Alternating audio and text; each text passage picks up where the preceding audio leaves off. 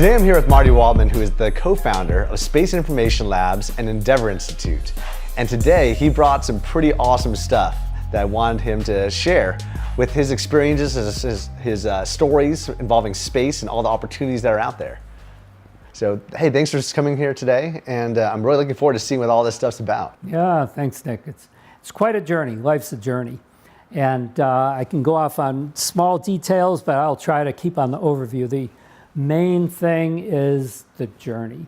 The fantastic people I've met along the way, the synergies that have formed because of that, the things that we've accomplished. And, you know, even though I'm like going to be 64, I feel like I'm still like in 10th grade or something. It's like I'm looking forward to the future. Like it's still so much is happening. And also this is like the golden age, I always say this, the golden age of aerospace entrepreneurship. There's so much going on now. Well, let's talk about how you became a space entrepreneur. Like what got you to where you are today? Okay, so I wasn't always a space entrepreneur, but in my mind I was ever since as a little boy. I have this great photo, I should have brought it. This great photo at home that my father took me on a bicycle in April of 1961. And little did I know, I didn't even realize at the time, but that's when Yuri Gagarin first launched into space, April 12th, 61. So here's like little Marty right there. And it could even been taken on that day. I don't know. It just says April 61 on the photo. And it's like, that was my mission. It's so interesting. I came across that photo with that date. Kind of astounded me. So, but right around that time, I was like 7 at the time. The first steps of the United States going out into space were happening, and Soviet Union. And this got my attention. I'm very interested in this concept. It was like, wow. And there was a lot of interest in the world at that time. But yeah, I have a lot of friends from high school. Like I was like the space nut.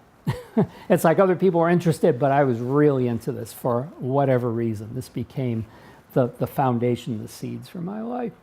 So from that point, like I remember probably like it was 1960 or something like that, I'd set my alarm clock to wake me up when the first, it was called Ranger probes that were launching. They were first hitting the moon.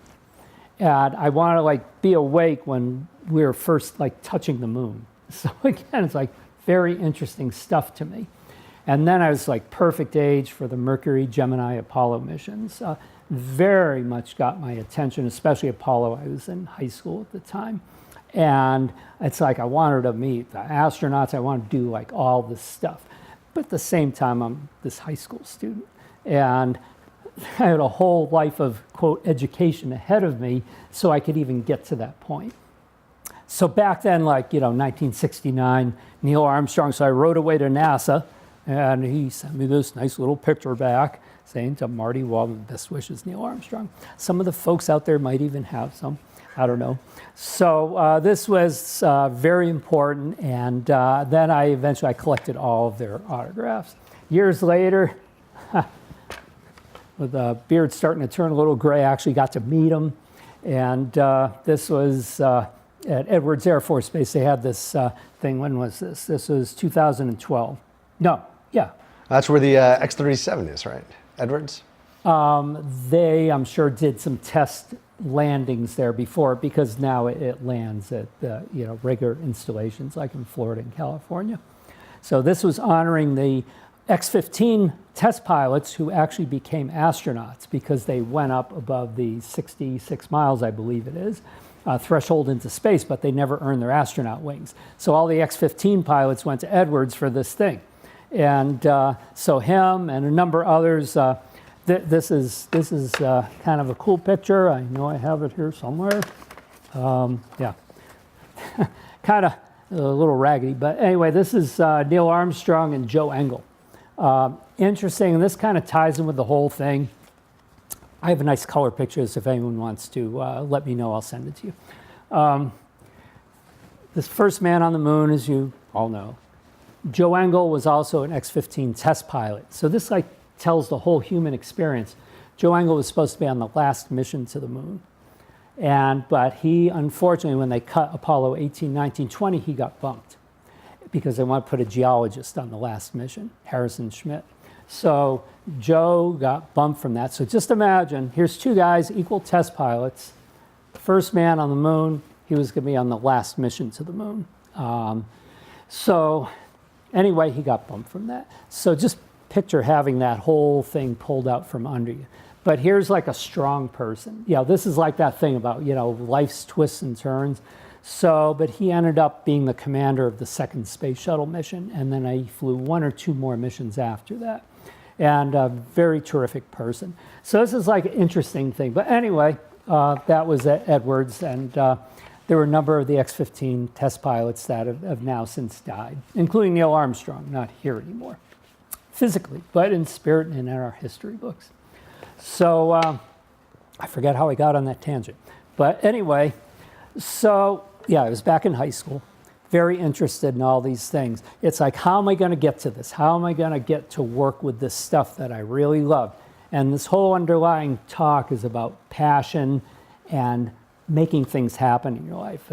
Like I was explaining to you, it's like, it's not so much the stuff, because you could this could be a violin instead. And if you're or a piece of art or something, and if you just have it in you that you want to be an artist or you want to be a musician or whatever you want to be, find that spark of what you're interested in, and then if you just focus on it, this was like laser focus in my life. If you focus on that, you will meet the people that will make magic difference in your life. Things will happen. Things will unfold because you're on a mission. It's a mission. It's a mission. It's a mission of life, and I really believe we're all here for a purpose, and to find that purpose is so important. And all these missions are super ambitious, including one of the projects that you've been telling me about, which is the Las Vegas Spaceport. Yeah, and you fast forward years later, I've had my whole career that I'll get into. I successfully navigated that whole thing. And so I moved to Las Vegas in 2009, and it's like, I came from the Central Coast, Santa Barbara area, Vandenberg Air Force Base, if anyone knows where that is. So 30 years there working for the military programs. I went there for space shuttle, actually. That was like my first thing, and that's a whole story. But anyway, so all these years later, that's all done. Space shuttle has been gone now for how many years?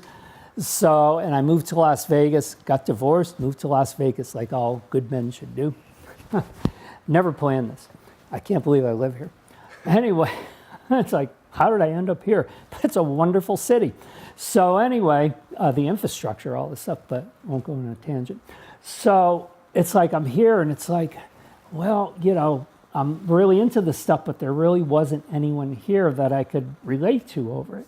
And then Nevada got chosen as one of the 6 states designated to be a UAV, unmanned aerial vehicle, test site, which means we're going to test drones here and build up the industry. So only 6 states were chosen.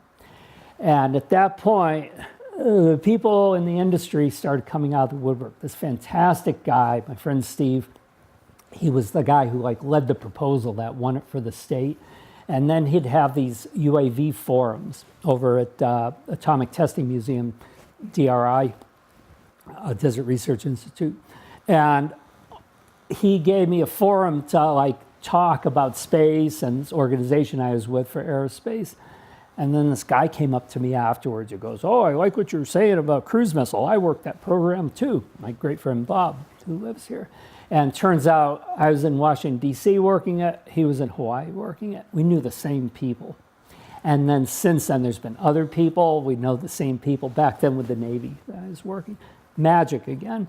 And now there's probably about 10. I have a core of 10 solid military, mostly background people that I'm working with to make the Spaceport thing happen. We call ourselves the Nevada Aerospace Coalition. And we're united people and companies our intention is to make this happen. Again, this is a journey, but it's all these years later. But had Nevada not won the UAV competition with all 50 states and been one of the 6 chosen, this little group wouldn't have formed, and I'd still be getting my aerospace connection with my company back in California, which I go back for about a week each month to work with them and just keep up on everything. I work from home here, but I formed a Nevada home with aerospace. Well, I view Nevada as a place that's starting to really hustle and bustle in the aerospace world with not just Nellis here, but we also have all sorts of really cool space events here. My friend Steven Steiner, he was a groomsman at my wedding, and we went to NASA Academy and we did NASA projects together for a few years at the University of Wisconsin. And he now is the flight director for the Zero Gravity Corporation, doing KC-135 Vomit Comet flights. Now that's a fun thing now, but we used to do it as experiments, creating aerogel in zero G. So when you were at Goddard, I think you were mentioning. I was at Goddard. I was Goddard Space Flight Center, and I was doing one project before I did the project with Steve. It was a device that was supposed to help astronauts on the International Space Station, and also a spacecraft to send to the moon. Wow. Wow. And that was amazing. Like when we first talked and you mentioned this stuff, it's like, wow, this was interesting. Like when we first met, it's like I just had this thing. It's like, well, I didn't know you lived in Las Vegas. Okay. So when I heard you lived in Las Vegas, like I had no idea. I just said, hey, I live in Las Vegas. I'm doing these things. And then you told me about your Air Force experience and the NASA Goddard experience. It's like, wow, that was magic, and here we are today. This is a great place to have really innovative projects like this because there's so much land and it's a booming industry. It's also close to the West Coast, but also there's so much available resources, and everyone flies here, so it's kind of a cool tourist destination for people who want to do space tourist sites or recreate maybe a Mars experience that's nowhere nearby or something like that. Yeah.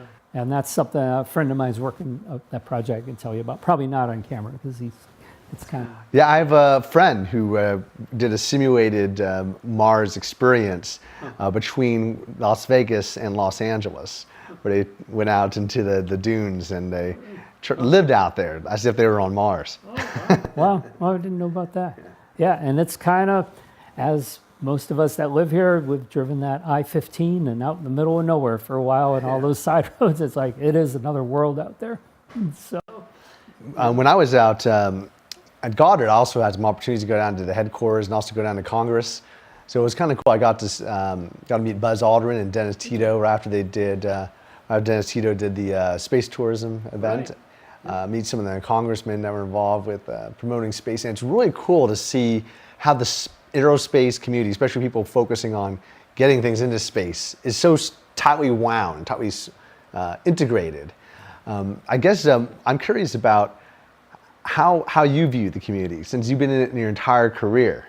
Yeah, it's very, there's stories. But anyway, there's fair and open competition, and sometimes there's no way you're busting into the good old boy network. But anyway, this is America. So, but not to go down that too much, but I remember, the whole Dennis Tito thing. Buzz Aldrin, he came out to be a speaker at our Endeavor Center at the time. And actually, my business partner and I and him were all in the car. And the whole time, he hardly talked to us because he was on his phone working the Dennis Tito thing. He was like, as much as I could tell, he was like pushing to make that happen. He saw the vision of that. And he was very, very, he did an excellent program with us, but like every available moment where he could, he was either on the phone or emails, text, whatever. I forget what technology this was, like around 2000. I don't know if we had texting yet. But anyway, he was on his phone. He had a phone, and he was doing stuff. And I really believe if it wasn't for him and pushing that agenda, it wouldn't have happened. I could be wrong, but that was my impression from that. And he was very, I don't know if we ever said, well, what are you tied up with? But anyway, it was like really apparent that's what he was doing. I remember, again, I'm thinking now, he was on the phone, he was making calls. I heard the name Dennis a few times. So he was really advocating that. So yeah, everything comes down to relationships. Everything comes down to, it's who you know, but also what capabilities you bring to the table.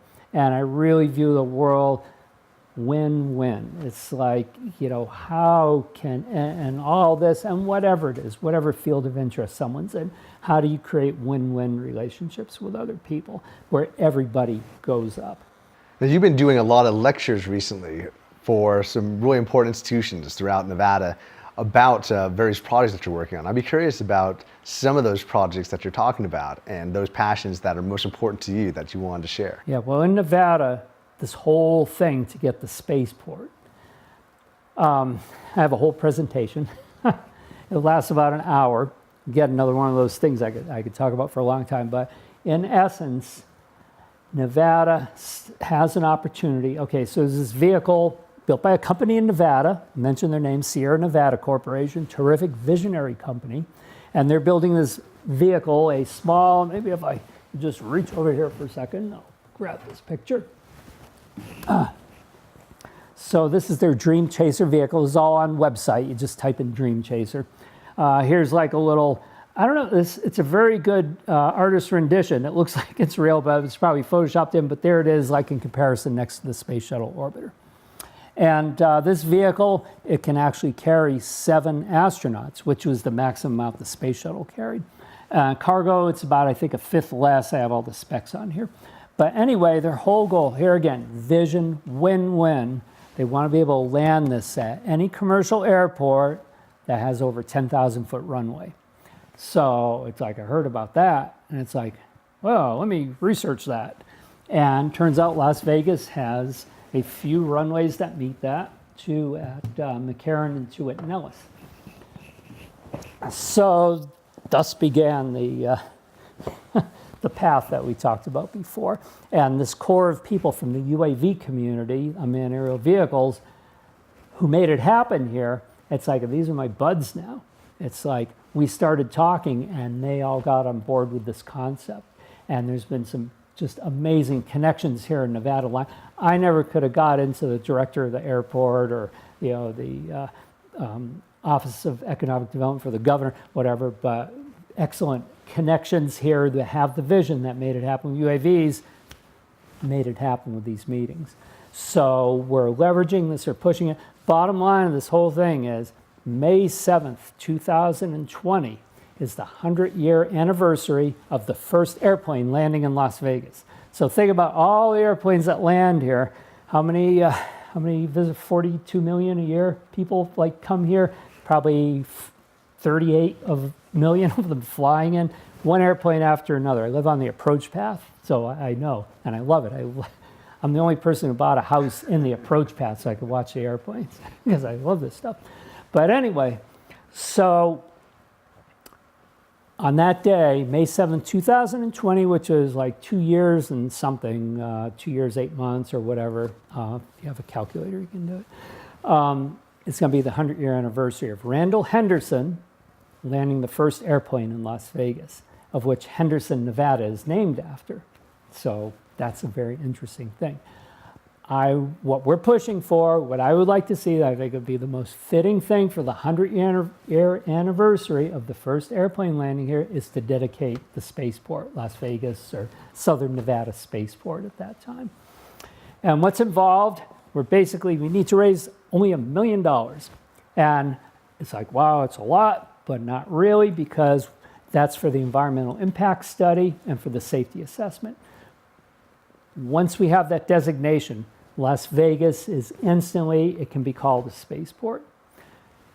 What that does immediately, every flight from around the world coming to Las Vegas, you've been on many flights here, there's like a special spirit on board those airplanes. Like, people are looking forward to coming here. A lot of times when we land, people clap. It's like, wow, we're here. They've been picturing coming here for 6 months or so. It's like their vacation. Just picture if you add in the added level of excitement of, we're landing at a spaceport now. Now, when we come to Las Vegas, we're coming to the Las Vegas Spaceport. It'd be that official designation. Look at all that they've done with what happens in Vegas stays in Vegas with that phrase. It's like, think of what we can do with a spaceport designation. $1 million gets you that. But anyway, then as this vehicle matures, we would be able to land it here. And the main thing is, it's not so much, okay, you land the vehicle here, it's what industries do you build up in the area around it. It's like the old days. with the locomotive in the 1800s. It's like you had the Baldwin Locomotive Works and some others. They built these engines that pulled cars and trains and freight and people. And then you found out, oh, it's going to be coming through our territory. It's like, what if we built a town around that? What if we have restaurants? What if we have hotels? It's all what you do with it. It's not the train, it's what you do with it. So the train is the opportunity. If the railroad's coming through your little town of 50 people, can you turn into a town of 5,000 or 10,000 or 100,000 or a million people in the future through the industry that you build around that? And that's what we're looking to do here.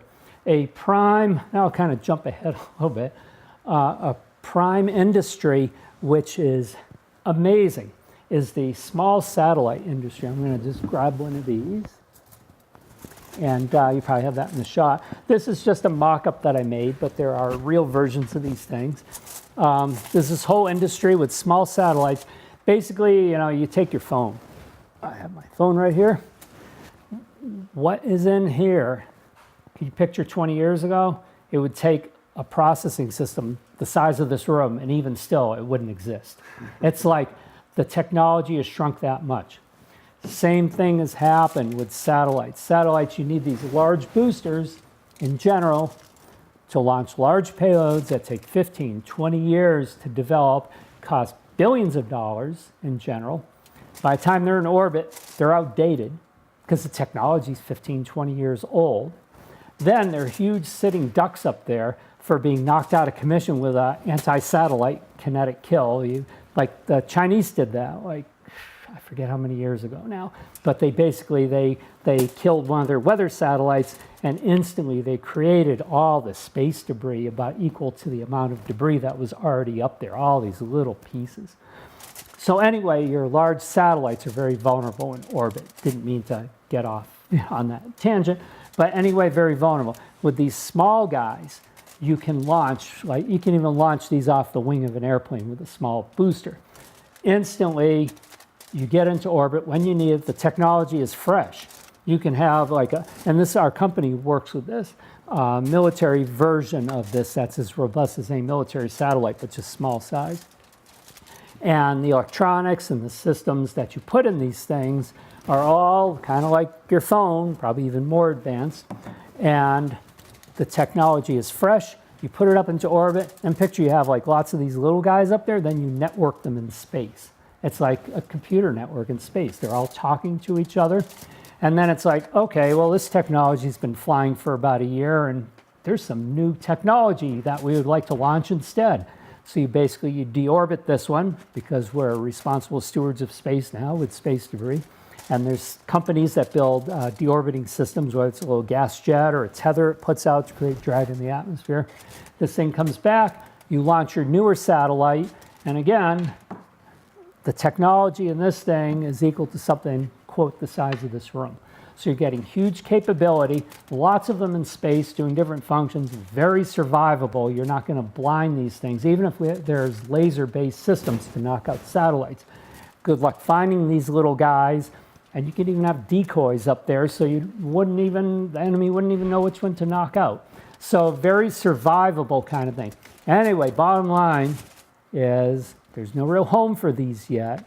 There's a wonderful conference up at Utah State University every year, a small satellite conference. If you recall, during sequestration and all this stuff, when conference attendance is going down, down, down, theirs was going up, up, up still. They're huge. It's unbelievable. Couple thousand people from around the world.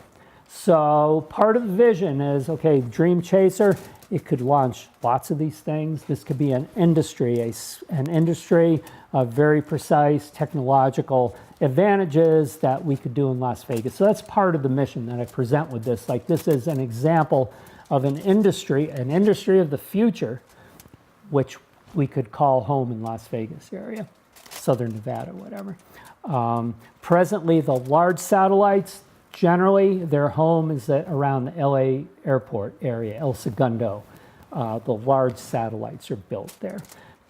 And we're still going to need large satellites because there's still large things, like if you have a large mirror you have to launch for a telescope or whatever, it's like you're not going to fold that thing down into a tiny thing. You're still going to need a large payload and a large rocket to launch it. So still there's going to be a place for it.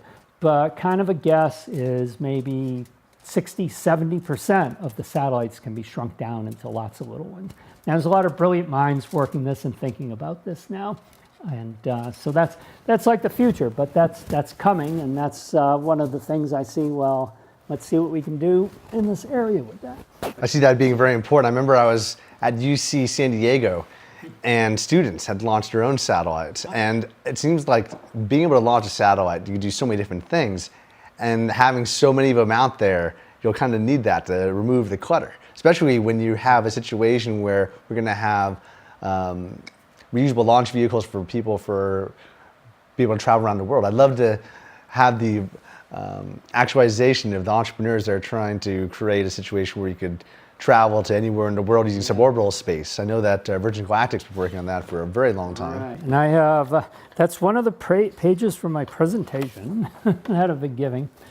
This is another, so I mentioned in Las Vegas about how just having the title Spaceport is good immediately for tourism. But also, we know, you've driven like by the Las Vegas sign, you see all those nice jets out there. There's people with money that come here, that like to come here. Those jets someday will be these kind of vehicles that can travel at many times Mach number speed and get here from just about anywhere in the world from 45 minutes to an hour. Of course that's going to happen someday. Hypersonic vehicles are very much, with a company we work with, hypersonic with tracking, we're getting into that. So it's a growing industry. Hypersonics are very important, and that technology is going to be in these vehicles that'll kind of futuristic, like on the cover of Popular Mechanics, but I about guarantee, not 100%, but I would guess within 20, 30 years, we're going to start seeing at least Mach 2 business jets and then hypersonics coming in. With the Spaceport designation, because anything over Mach 1, speed of sound, gets sonic boom, you have the environmental impact. That's what our study for $1 million, that looks at all the environmental impacts of vehicles traveling at a high speed coming into land. So these vehicles of the future, it opens up the door for all you guys, wherever around the world, that want to come here in your little nice business spaceships, not jets. You'll be able to land here. And we want to bring those people in because they bring lots of money to Las Vegas. So that's a big thing. So exactly what you're saying. That's like a big vision of this thing. We're really working in the future. But the whole spaceport concept opens it up a little bit at a time. Right away, any flight from anywhere in the world, the captain can say, we're going to Las Vegas Spaceport. And whatever enthusiasm that brings, what kind of tourism, extra little shine it brings, that's a bonus. And for only $1 million, that's not bad for all that outreach and then opening up the door to all this. So anyway, if there's anyone who wants to donate to this, but anyway, that's the future. The big picture of Las Vegas that I kind of see. So, definitely. But anyway, so yeah, I kind of jumped at, but do we want to? I can take you through kind of the journey. I'd love to figure out what everything is over here. So yeah, I'll just kind of, and again, I'm just trying to tie into principles because the main thing here is just like when you see me on here, it's like, yeah, this guy's into space stuff, but picture for your own use. What are you passionate about? What kind of connections did you have in your life through relatives, friends, things that caught your attention? What is it? What's your life's mission? Defining your life's mission. That's the important message. So I kind of forget about this stuff. This was my life mission. You don't have to be interested in this mission. It's the underlying concept. What have you hooked your thought? What star have you hooked your thoughts onto? Where do you want to go?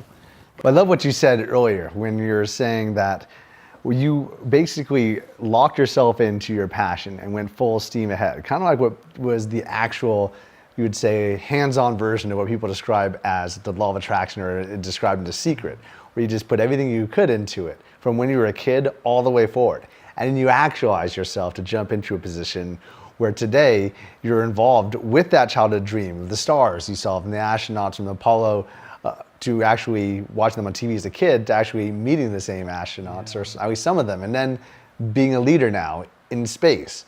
And so yeah, the actualization of it is cool. And to see you describe the stories, you could see the passion, see the focus and everything that you put into it. As not just a journey from a kid, but your entire life. And that's pretty cool. Yeah, I looked at school as a formality, something I had to do to get to this point in my life. And as I mentioned, it's like, I feel like I'm just beginning now. There's so much to do. The world is opened up. The opportunities to be golden age of space entrepreneurship. This is what I call it. But anyway, I'll take you back to like where this inspiration came from. And again, it's my journey. The point of this is what you, the viewer, what similar things came into your life that inspired you at a young age, and if you're looking to like find your life mission, how you can find that in your life. So in my family, I was really fortunate. Like my father was born in 1929, and his older brother was born like in 1917 or something. I think he'd be coming up on his 100th birthday now, but he's not around anymore. But anyway, this is where it began. So my family was from the New England area, Boston area, and their parents, my father's parents, they came over from, on the boat and set up shop, and they had a candy store outside of Boston.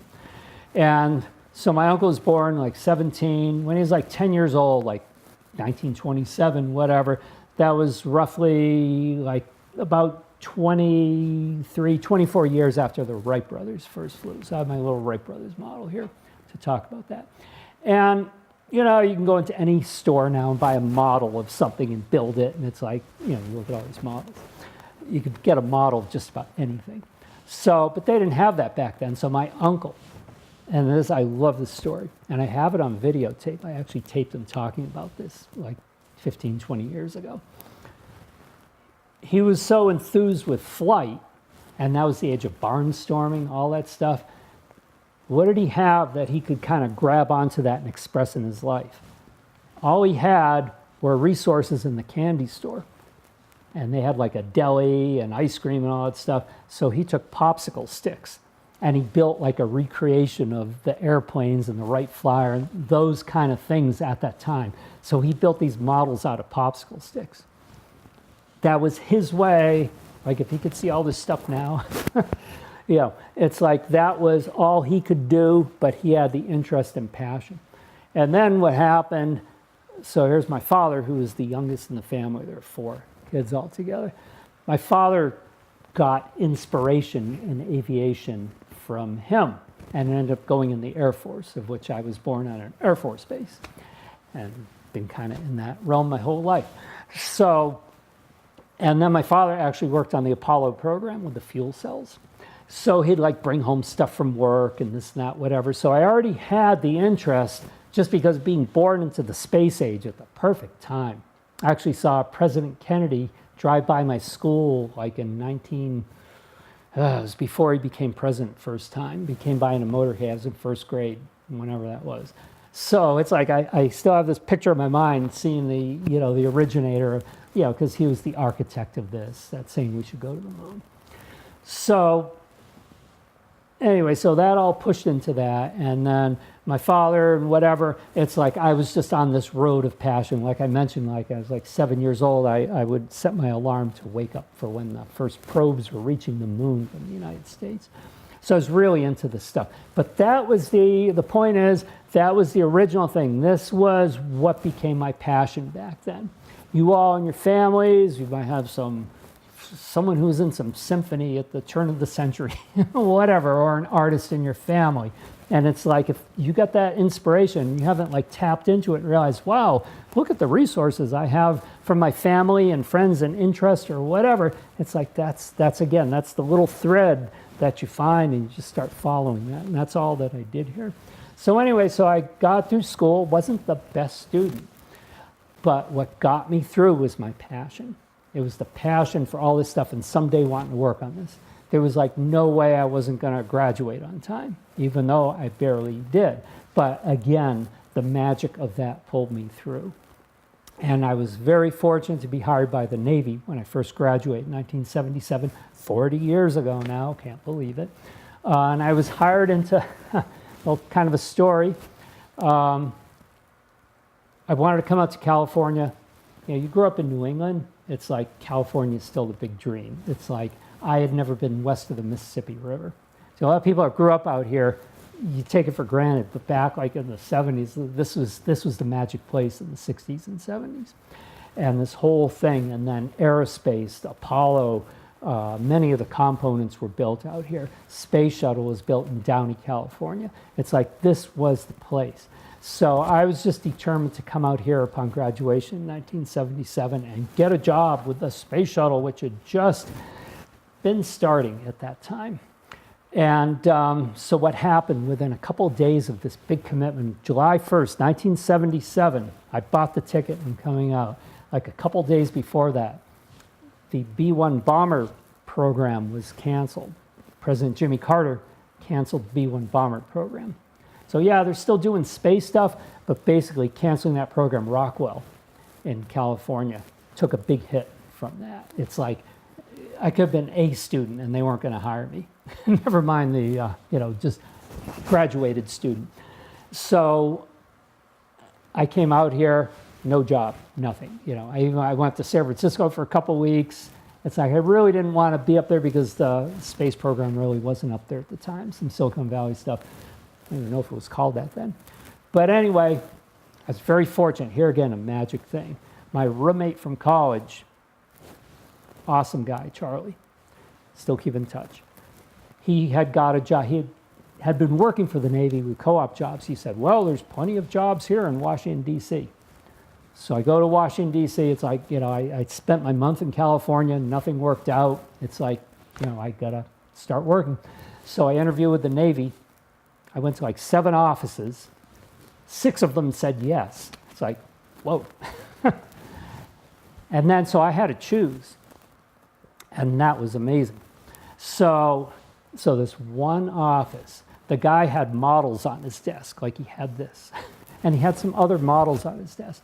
And you know me, it's like I said to myself, if the guy has models on his desk, he can't be all that bad. And that was the office I picked. And again, that magic kind of thing, I couldn't have asked for a better job. But here's the thing, that office was the cruise missile office. The reason they canceled the B-1 bomber, which prevented me from getting the job in California, I took that job, and I didn't even know it. When I just said, oh, the guy's got models on his desk. This is, got to be a good guy. And then it's like, wow. And then, so this is the Harpoon, and this is still in use today. And then the Tomahawk, which we've seen a lot of lately in these wars. So I got to be the interface to the cruise missile, Tomahawk cruise missile office. I met so many great people, of which, jumping ahead to here in Nevada, that guy I mentioned who was in Hawaii at the time, I was in DC, we knew the same people. Ties back into that. There's someone else here that I've met. Know the same people from back in those days, those magic years from 1977 to 1982. Wonderful time. Navy was terrific, but I wanted to work with space stuff. So here's what happened here, another magic moment in following your passion. This was awesome, terrific people. If I'd stayed with the Navy, I would have done very well there. I gave it all up because one day I heard that the space shuttle was coming to California. They wanted to launch it from Vandenberg Air Force Base. So I was there, wow. And the way I found out about this, this was actually the president of McDonnell Douglas at the time, John Yardley. And we all know about mentors and all that. Through this organization I belonged to, I got to meet him, see him speak, and also at that dinner was my boss of the cruise missile office, not my immediate boss, the guy who was head of the Tomahawk. And I said, this is a transition point. And I talked to him, I wrote him a letter. I brought all this stuff with me. Anyway, the guy writes me back. President McDonnell Douglas, February 11th, 1982. And he says, thanks for your note. It'd be fine for you to stop by my office during a visit, but due to my schedule, I suggest you call first. Yeah. And then he says, the career goals you've set seem realistic, well thought out, and logical. Best of luck to you, and this is the magic part, and I still live by this today. It says, best of luck to you in reaching for, or better yet, surpassing all those goals. He was looking beyond my interest in the space shuttle. It's like beyond, looking beyond. There is so much wisdom just in that one sentence, and that's been a major defining thing of my career, of which all these other things I've got into. And so he's since left the Earth, but this is a picture of him next to that Harpoon missile here. And their little saying here is, when you build 100,000 of anything, you get pretty good at it. So I thought that was really cool. And it's true. And McDonnell Douglas is a huge company, and now they are bought by Boeing. This was in St. Louis. And some of the viewers here might live in that area and remember the old McDonnell Douglas plant. They also built the Gemini spacecraft and a whole history, F4, F-15, so forth and so on. So I think we've kind of got through all this stuff. Okay, so all this stuff goes on. But 1986, the Space Shuttle Challenger launches with a teacher in space on board. And I was working shuttle program. I got hired into shuttle at Vandenberg, by the way. There were 3 civilian jobs, the rest was military. Didn't get the first. Keep in mind, I threw away my whole career in Washington, D.C. for this opportunity. Didn't get the second. I got the third one.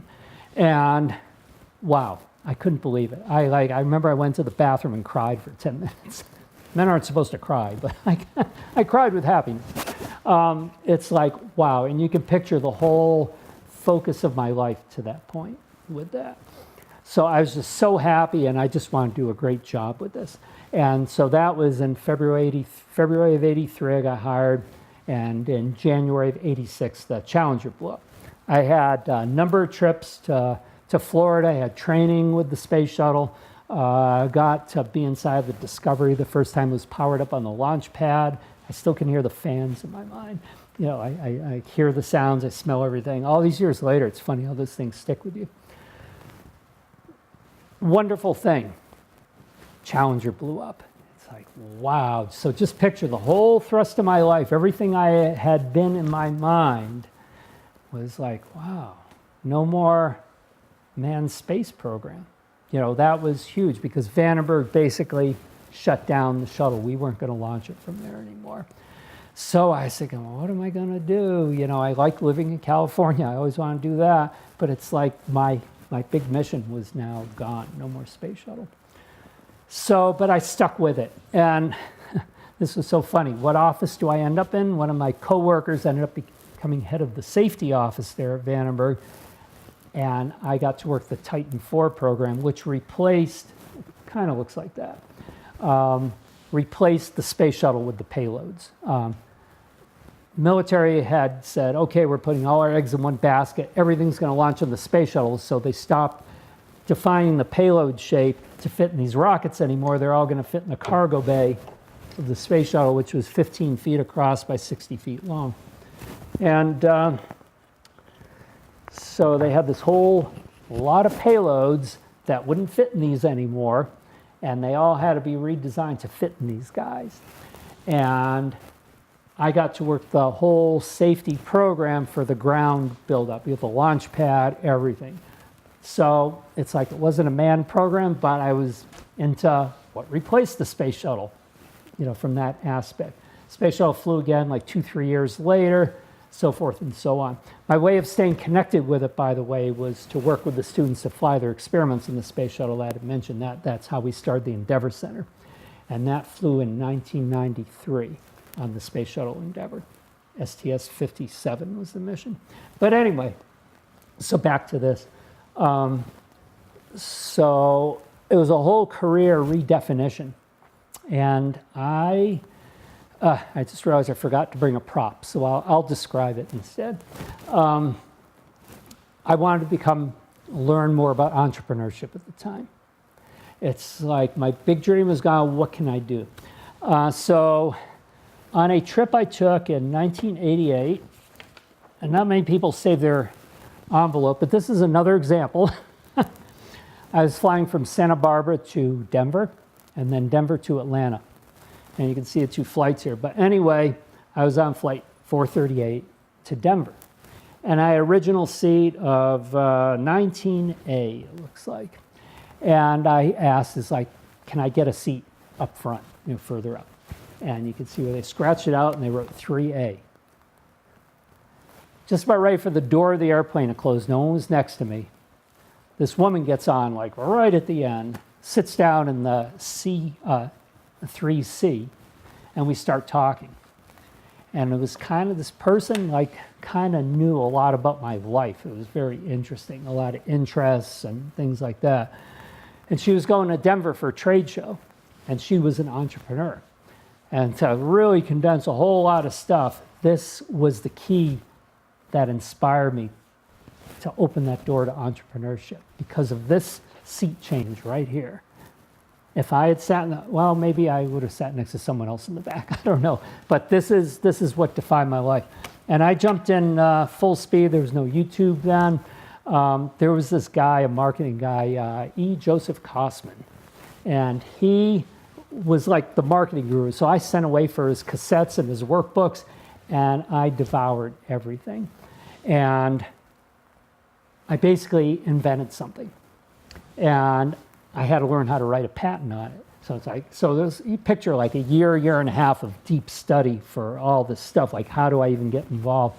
And I wrote this patent, and the patent got issued. It was basically and I was going to bring it, but I forgot, a small aquarium that either sits on a table or hangs on the wall. Forever there'd been aquariums that sit on tables or hang on the wall. There'd never been one that did both without any modification. So they granted me a patent on that. And that opened up the door. I ended up working with a manufacturer. We manufactured, made $30,000-$40,000. I remember I was in Florida once, I was in Colorado once, and I actually bought one in the pet stores. Now you can get aquariums on your phone, so they don't need it was for the Siamese fighting fish, the betta fish, which wants a small space and it just breathes air. It takes a little gulp of air. So it was the perfect betta tank. So anyway, so that opened up the door. Then I came up with another product. Then I actually, the person I worked with asked me to write this book on being an air courier, which I did. And so this got me all spun up. And then in combination with my friend who became the leader of our company, and I co-founded with him, we flew student experiments in space, and then we co-founded our company. And it enabled me to jump in with our patents. And now, I write patents pretty regularly of really, heavy duty, not consumer items, but intricate detail of all these systems for space.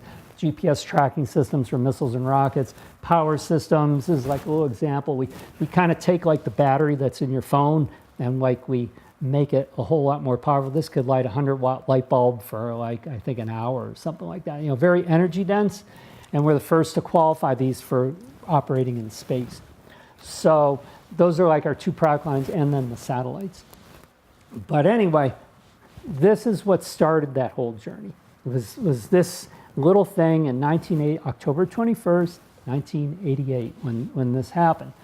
And which then turned into our company. I retired from government with 33 years. I worked for the Navy for 5 years and 28 years, whatever it is, with the Air Force, and learned all this space stuff. I stuck with it after the Challenger blew up.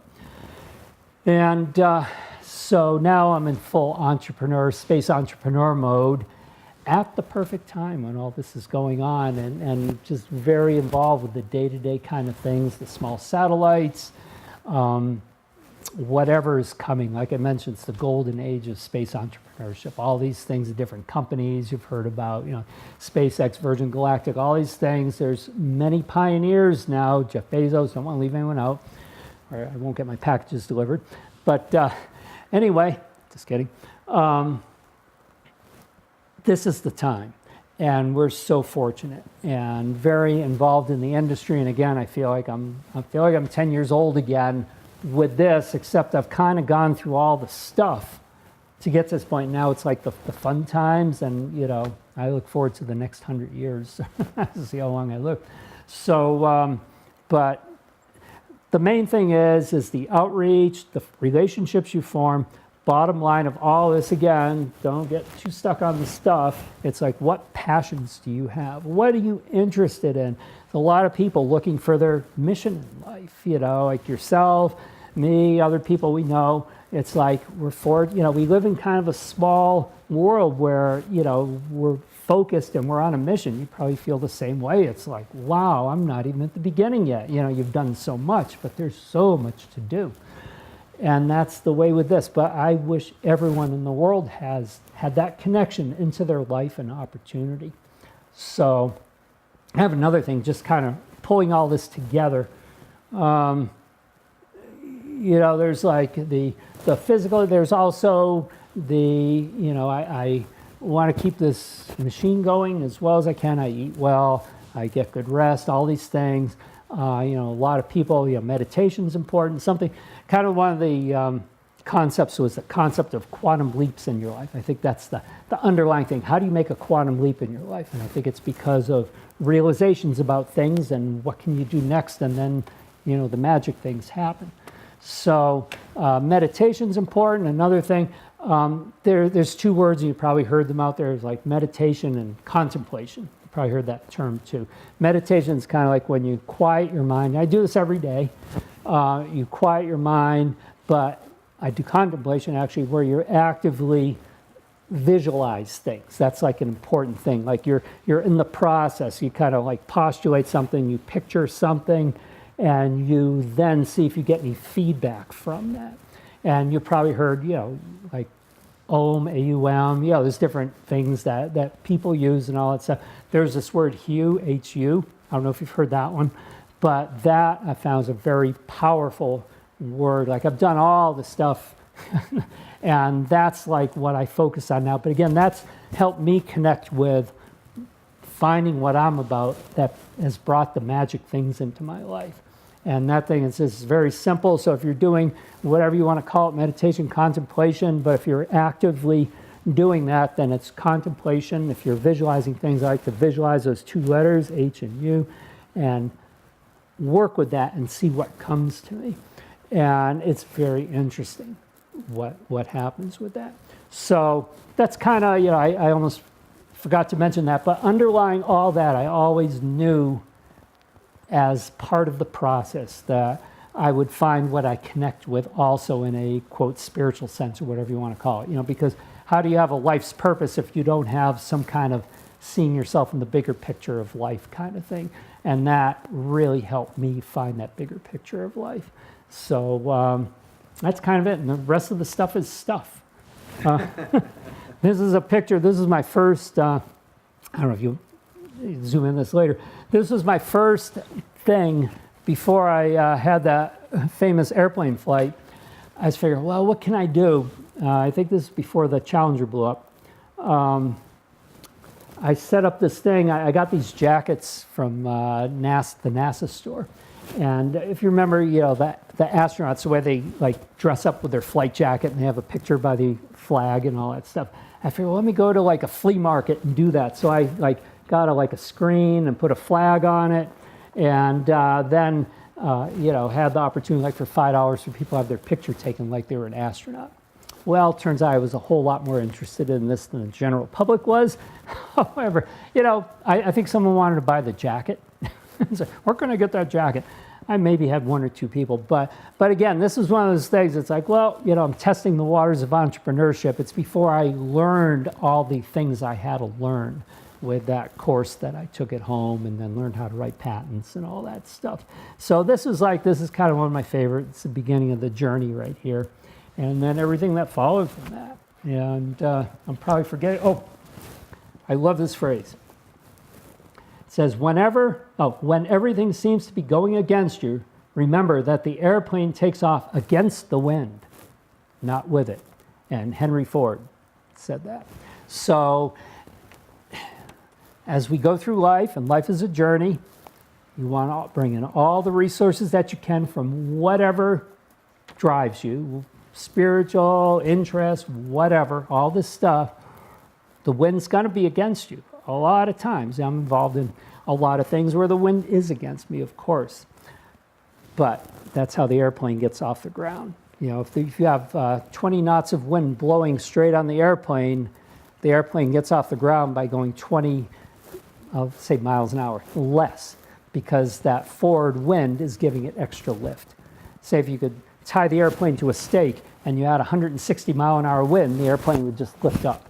So that's what we mean here. It's like you want the wind in your face, going against you, because that's how you take off and pursue your life and your dreams. You know, you have ideas, but as soon as you go on the road, stuff's going to happen. But you have, that's the adventure of life. It's, you know, we go forward, we do everything to follow our passions and dreams. So this was just a little snapshot of mine. And if any of you, I don't know, want to contact me, just look me up on LinkedIn, I guess would be the simplest thing, and you know, send me a connection request, and I'd be happy. I'm here just to help people, their life. I'm very career focused. I'm very happy in my career and what I'm doing. Any way I can help and mentor others the way people have helped and mentored me, I am very happy to do that. And it's a wonderful thing we have these tools like LinkedIn and all this social media and all that stuff. But for this, probably this is more tailored towards a LinkedIn thing than a Instagram, I guess I would say. It's like, this is business, but it's finding your career and your path in life. So I'm happy to help. Just, you know, look me up, Marty, Marty, Waldman. So thank you. Unless do you have other questions? I just kept talking. Thanks, Marty. I think that's a great opportunity that everyone could take advantage of. And I loved your focus on not just how the space, which is in and of itself an awesome opportunity, but your mindsets, you know, focusing around those core concepts, like how the Air Force says, aim high. You have a great quote. I think that quote is awesome from Ford. But thanks so much for doing this interview, man. This has been a great time. Thanks for having me. I really appreciate it. And we're all about, the rising tide lifts all boats. You know, it's like win-win, whatever we can do for the world. That's my mission and yours. So it's fantastic. Awesome. Cheers. Thank you.